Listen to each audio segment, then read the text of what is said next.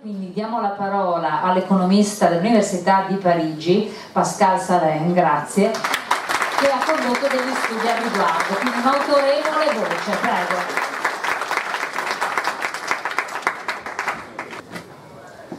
Je suis désolé de ne pas pouvoir parler votre belle langue, mais heureusement Carlo Lottieri a la gentillesse de traduire, de résumer ce que je vais dire. Parlare la vostra bella lingua, ma sono felice di essere qui a parlare in difesa dell'indipendenza del Veneto. Può sembrare strano che un francese che viene da un paese centralista, eccetera, parli di indipendenza del Veneto, ma io invece penso che sia importante. C'è un paradosso, perché da un lato l'Europa va verso una concentrazione crescente di poteri, ma al tempo stesso ci sono rivendicazioni locali, in Catalogna, in Scozia, in Veneto, ma forse non è proprio un paradosso, nel senso che è un po' la conseguenza esattamente di questa tendenza, una reazione, diciamo, contro il centralismo crescente. Allora, prima di dire quello che si può fare in Veneto, lasciatemi dire qualcosa sull'Europa, perché ci sono due tendenze in Europa. La prima è verso una progressiva centralizzazione, verso un'armonizzazione sulla concorrenza, cioè lasciare le realtà molto libere di decidere, in modo che si abbia un'integrazione attraverso gli scambi, attraverso le differenze, e all'inizio si era capito questo. L'Europa in qualche modo era partita in questa maniera con l'idea del mercato comune, che era appunto un modo per integrare diverse economie, laddove invece, come prima diceva, poi si è scelta soprattutto l'idea, come dire, di armonizzare, di regolare dalla concorrenza. La concorrenza è fondamentale, la concorrenza è fondamentale tra le imprese, ma è fondamentale anche tra le organizzazioni sociali. No? Se le organizzazioni sociali, cioè gli stati, le realtà istituzionali sono in concorrenza tra di loro, allora è chiaro che si hanno una serie di effetti positivi, a condizione, ha concluso, che un Veneto indipendente sia in grado di mostrare che può fare meglio, come dire, chiaramente questa idea di una visione concorrenziale si scontra col mito dell'economia di scala, no? Cioè l'idea per cui se abbiamo delle grandi organizzazioni le cose funzionano meglio, e dice no, questo non è vero, e lo vediamo nelle imprese, spesso piccole imprese sono più efficaci, più in concorrenza, cioè più dinamiche, e soprattutto dice nella grande organizzazione burocratica si perde poi la dimensione umana, che invece è fondamentale. Sì, quello che vale per le imprese vale anche per le istituzioni, no? Che se sono piccole appunto sono più dinamiche, con ricerca sulla concorrenza, e basta guardare la realtà, no? Singapore, Hong Kong, la stessa Svizzera, così via, sono paesi molto dinamici che hanno la loro identità molto forte, ed è, come dire, una difesa della libertà alla fine, no? Perché questa pluralità permette... Lasciatemi tornare alla storia. Ho appena finito di leggere un libro di uno storico francese a proposito di Roma, e sottolinea come all'inizio Roma fosse una civiltà basata sul diritto, e divenne in questo modo anche un esempio per le altre realtà italiche, in generale per tutte le aree con cui veniva a contatto, ma poi successivamente la crescita di Roma ne ha fatto un sistema sempre più centralizzato e così via, e questo ha portato in larga misura poi alla decadenza di Roma stessa. E dice, ha concluso dicendo, e chissà che magari un Veneto indipendente non possa appunto, come fu Roma, diventare un modello per altre realtà una volta appunto che si stacchi dall'Italia. Cosa vediamo? La grande Europa, cosa vediamo? Piccole città, principati, come dire, una realtà molto complessa, molto locale, e che appunto ha favorito il grande sviluppo dell'Europa, e appunto la stessa Venezia viene da quel mondo, no? Viene da questa varietà, da questa complessità, e tutto questo, attenzione, però ha favorito anche un progressivo rispetto, dice, dei diritti individuali, ed a partire da questo che non solo c'è il grande successo economico, ma anche appunto istituzionale, anche culturale e così via. E dunque il diritto di secessione, proprio per questa valorizzazione della piccola comunità, deve essere conosciuto come un diritto fondamentale. Però bisogna chiedersi anche perché fare la secessione, cioè quali sono gli obiettivi. E quindi dice, adesso io voglio darvi alcune indicazioni su cosa fare, diciamo, a secessione realizzata, cioè cosa costruire dopo, e per quale motivo quindi fare la secessione stessa. Alors, on a par exemple souligné aujourd'hui... Uno dei vantaggi che ho presentato più volte oggi dell'indipendenza del Veneto è certamente legato al residuo fiscale, cioè al fatto che ci sono dei soldi che spariscono. Questo è importante, certamente, però dice non è probabilmente la cosa più importante. Una delle cose invece più importanti, ad esempio, è da avvicinare appunto il potere ai cittadini. Dice, se guardiamo la Svizzera, che comunque rimane un esempio di autogoverno delle comunità, e noi troviamo delle lezioni interessanti. Ricordava come in un cantone, tempo fa, sia stato fatto un referendum per introdurre una certa iniziativa politica a favore delle abitazioni, e poi è stato fatto un altro referendum per finanziarle, che la seconda volta la cosa è stata bocciata perché la gente ha visto quanto costava, no? Quindi non si è fatta alla fine, evidentemente. Cosa vuol dire? Vuol dire che in una situazione di potere diffuso e locale è più facile per la gente percepire la realtà, dove invece in un sistema appunto il nostro si sconnette. Però in un Veneto indipendente bisogna dare più spazio, più realtà alle libertà delle persone, e per fare questo è chiaro che uno dei passaggi cruciali sarà quello di mettere in discussione tutta una serie di monopoli pubblici.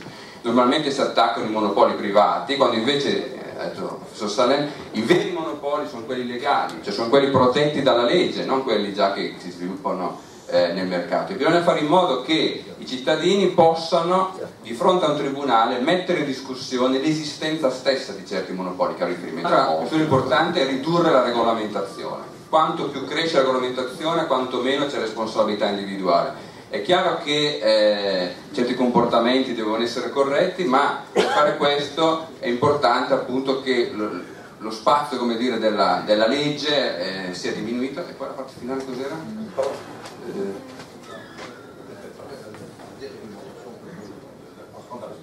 Sì, esattamente, la deregolamentazione favorisce la responsabilità. Quando, come dire, tutto è definito dalla legge, noi siamo chiamati a farci carico delle cose che facciamo e a farle in Sono molto colpito dal fatto che si è molto parlato oggi della fiscalità, del peso della fiscalità sull'economia veneta, eccetera, e devo dire che io anni fa ho scritto un testo che si chiamava L'arbitraire fiscale, ma che tradotto in italiano da Liberi Libri, per chi fosse interessato a comprarla, edizione Liberi Libri di Macerata, la traduzione italiana è La tirannia fiscale, e mi ha molto colpito questa traduzione, al punto che nella nuova versione del libro, molto ampliata, dopo tanti anni, 20 anni, no? 20 anni o più, ho deciso di chiamarlo appunto la tirannia fiscale, cioè prendendo appunto in qualche modo, come dire, colpito in Italia, in Francia e non solo, questo problema del peso enorme del fisco, tant'è che si può davvero parlare di eurosclerosi, no? Sclerosi in Europa a causa di tutto questo, perché una fiscalità così alta uccide l'incentivo, no? Non c'è più possibilità di fare, produrre, eccetera, e allora è chiaro che un Veneto indipendente deve porsi l'obiettivo di avere appunto una fiscalità molto più ridotta, che quindi favorisca la capacità di fare, di lavorare della popolazione.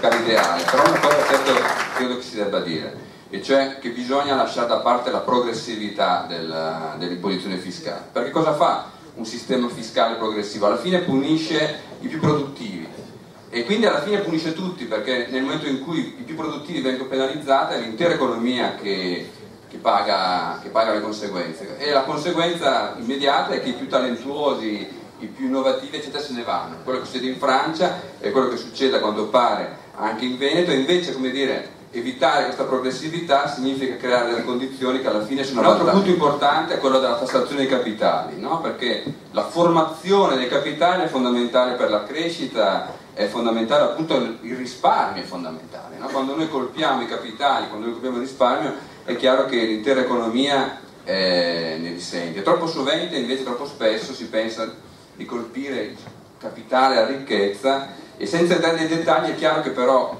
questo tipo di procedura è una procedura che impedisce appunto la costruzione dei capitali e quindi l'economia nel suo insieme. Sì. E vorrei parlare anche delle relazioni possibili con il resto del mondo di un Veneto indipendente, perché in Europa c'è ormai, in questa coltivazione, un forte movimento euroscettico, ma spesso questi euroscettici sono protezionisti, ambiscono a uno Stato forte e tendono, come dire, a chiedere politiche di isolamento appunto delle varie realtà nazionali. Invece c'è un'altra razza di euroscettici, di cui faccio parte, dice il professor Salem, che è euroscettica perché è favorevole alla libertà, e quindi il Veneto indipendente, come dire, eventualmente, cioè fuori dall'Italia ed eventualmente anche fuori dall'Europa, dovrebbe pensarsi nell'apertura verso il mondo e non già invece nella chiusura, nella piccola realtà. Allora è chiaro che alla fine diceva nel momento in cui fosse aperta al mondo, Venezia ritroverebbe la sua tradizione, no? Di grande realtà marinara, commerciale, eccetera. Ci porrebbe a questo punto naturalmente il problema del rapporto con l'Unione Europea,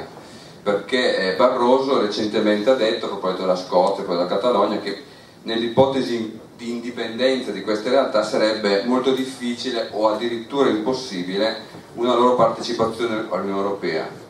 La domanda che si pone è se è davvero grave tutto questo. La risposta è no. Perché? Perché in realtà un Veneto fuori dall'Europa sfuggirebbe ad esempio a tutti i vincoli dell'Europa e potrebbe davvero aprirsi maggiormente al mondo.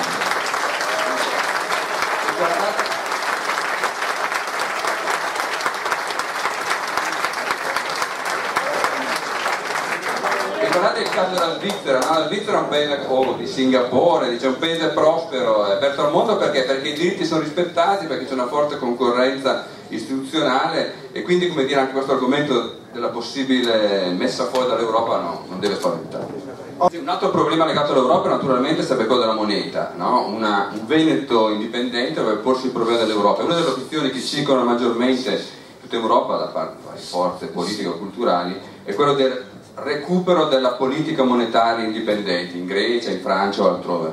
Ebbene, a questo riguardo Salene è molto scettico, perché cosa è inteso spesso da chi propone questa ipotesi? L'idea di poter diventare indipendenti dal punto di vista monetario per fare un'espansione monetaria, no? Ed è un'illusione che si possa, come dire, creare ricchezza semplicemente moltiplicando la moneta, manipolando la moneta, creando inflazione. Tutto questo semplicemente distorce l'economia e mina l'economia stessa, quindi è davvero un'illusione quella che si possa, come dire, tornare ad avere la stamperia con le lire e diventare tutti ricchi, no? E dice, alla fine ha detto che c'è troppa davvero attenzione sull'euro, sul fatto della moneta, quando invece i veri problemi strutturali sono ci sono delle radiofrequenze che stanno disturbando la comunicazione dei microfoni. Io pregherei, siccome non è stato autorizzato nessuno a registrare questa sessione, se non Indipendenza Veneta che si sta muovendo per conto proprio, però queste radiofrequenze stanno disturbando proprio la trasmissione. Io pregherei di spegnere la registrazione chi la sta effettuando, perché non c'è l'autorizzazione da parte dell'organizzazione. Grazie, scusate, ma questo ci crea. Non sono stato un partigiano dell'euro quando l'euro è nato, a dispetto di quello appunto che avevo detto prima, no? Contro un certo euroscetticismo. Diciamo, non lo difendevo particolarmente alla nascita, ma certo meglio, si lascia l'euro se si può fare qualcosa di meglio. Si può fare qualcosa di meglio? Beh sì, si può fare qualcosa di meglio, certamente, non c'è dubbio. E, ad esempio, una delle ipotesi potrebbe essere quella di una moneta veneta convertibile in oro, no? Convertibile in oro, con una banca centrale.